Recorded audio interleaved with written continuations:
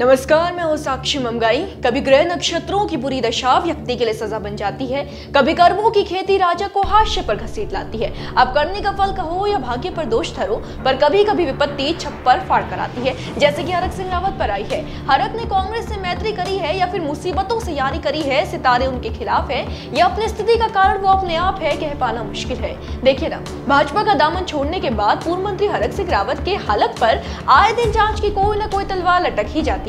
पिछली बार सरकारी जनरेटर मिलने पर विजिलेंस ने उन्हें निशाने पर ले लिया और इस बार ईडी ने उनके कई ठिकानों पर सर्च ऑपरेशन चला दिया। लेकिन सवाल है कि क्यों?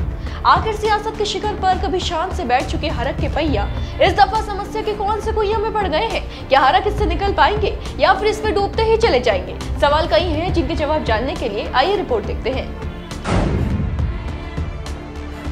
3 राज्य 15 से ज्यादा ठिकाने। जी हाँ, कांग्रेस के नेता और उत्तराखंड के पूर्व मंत्री हरक सिंह रावत के खिलाफ प्रवर्तन निदेशालय यानी कि ईडी ने बुधवार को बड़ी कार्रवाई करते हुए उनके 15 से अधिक ठिकानों पर तलाशी अभियान चलाया। खास बात यह है कि ईडी की टीम रावत के देहरादून की डिफेंस कॉलोनी स्थित घर तो पहुंची ही, साथ ही उत्तराखंड के अलावा हरक सिंह रावत के दिल्ली और चंडीगढ़ वाले ठिकानों पर भी रेड डाली गई है। जानकारी के लिए आपको बता दें कि हरक सिंह रावत पर वन मंत्री रहते हुए टाइगर सफारी परियोजना के तहत कॉर्बेट पार्क के पाखरो रेंज में अवैध पेड़ काटने और अवैध निर्माण में शामिल होने से संबंधित गंभीर आरोप लगे हुए हैं। इस मामले में पहले ही उनके खिलाफ लंबे समय से जांच चल रही है। एक बार फिर उनका पड़ताल के दायरे में आना उनकी मुश्किलों को कई गुना बढ़ा सकता है।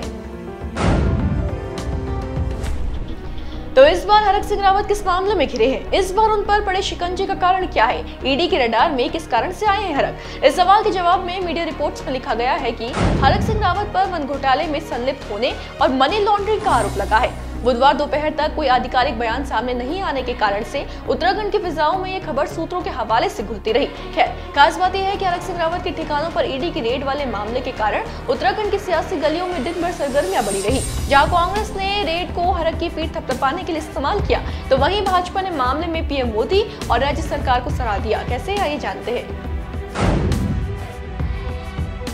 हरक सिंह रावत भाजपा से नाता तोड़कर आए हो या फिर भाजपा ने उनको खुद दरवाजा दिखाया हो, यह अलग मुद्दा है। लेकिन एक बात है कि कांग्रेस में आने के बाद कांग्रेस नेताओं को हरक सिंह रावत के बचाव में आगे आना ही पड़ता है।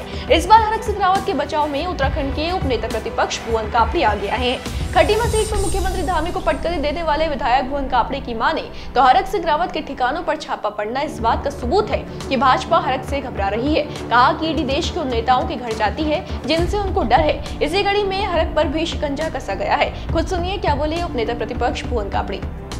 देखिए, हरक सिंह रावत जी के यहाँ ईडी पहुंचने का मतलब है कि भारतीय जनता पार्टी के मन में हरक सिंह रावत का डर है। ईडी देश के उन नेताओं के घर जा रही है जिनसे वो घबराती है। और दूसरी बात मैं कहूंगा, भारतीय जनता पार्टी के नेताओं ने अपने बड़े बड़े पदों पर अनुभवहीन लोगों को बिठाकर भाजपा का नेतृत्व तो खत्म कर दिया और अन्य दलों का जो नेतृत्व है, जो प्रदेश को, देश को आगे ले जाने में सहयोगी हो सकता है, उपयोगी हो सकता है, जो जानता है, जो जानकार है, तजुर्बेकार है, वो किसी भी दल का हो, उसके घर ईडी भेज रही है। तो उसी लाइन में हरक सिंह रावत भी है। इसका मतलब समझ लीजिए कि हरक सिंह रावत कांग्रेस के कद्दावर नेता हैं और भाजपा उन्हें दबाना चाह रही है, डराना चाह रही है। तो जैसा कि आपने सुना, भुवन कापड़ी के मुताबिक भाजपा ने अपना नेतृत्व तो खत्म कर ही दिया है, साथ ही विपक्ष के तजुर्बेकार नेताओं के पीछे जांच एजेंसियां लगाकर भारतीय जनता पार्टी विपक्ष का नेतृत्व भी समाप्त करने का प्रयास कर रही है। कांग्रेस ने कहीं न कहीं इस मुद्दे को हरक सिंह रावत के अनुभवी होने से जोड़ दिया है, जिसे बीजेपी और अधिक उभरने नहीं देना चाहती। वहीं दूसरी तरफ भाजपा ईडी की कार्रवाई को अलग नजरिए से देखती है। मंत्री धन सिंह रावत का कहना है कि ये स्वतंत्र जांच एजेंसियां हैं और अगर राज्य से भ्रष्टाचार के खिलाफ कार्रवाई कर रही है तो इसका श्रेय केंद्र और राज्य सरकार को जाता है। जितने भी ईडी की कार्रवाई हो रही है, जितने भी जो है विजिलेंस की कार्रवाई हो रही है, ये सब स्वतंत्र बॉडी है।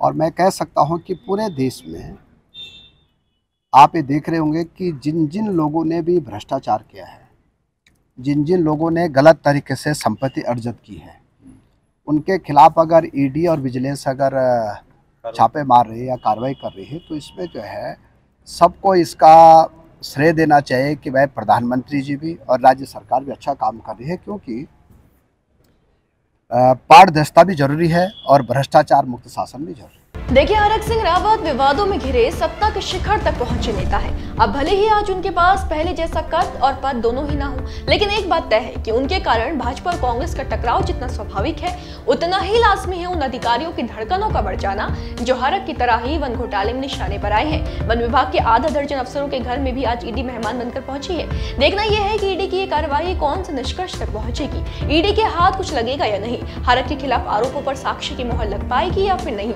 संदेह सिद्ध हो पाएगा या फिर नहीं। उत्तराखंड की सियासत का पारा तो इन सवालों के जवाब पर निर्भर करेगा ही। साथ ही हरिद्वार से लोकसभा चुनाव लड़ने के खौफ देख रहे हरक सिंह रावत के राजनीतिक करियर पर भी इन प्रश्नों के उत्तर अपना पूरा प्रभाव डालेंगे। इसलिए अपडेट मिस न करें। प्रकरण की तह तक जाने के लिए बने रहें देवभूमि इनसाइडर के साथ। डाउनलोड करें देवभूमि इनसाइडर।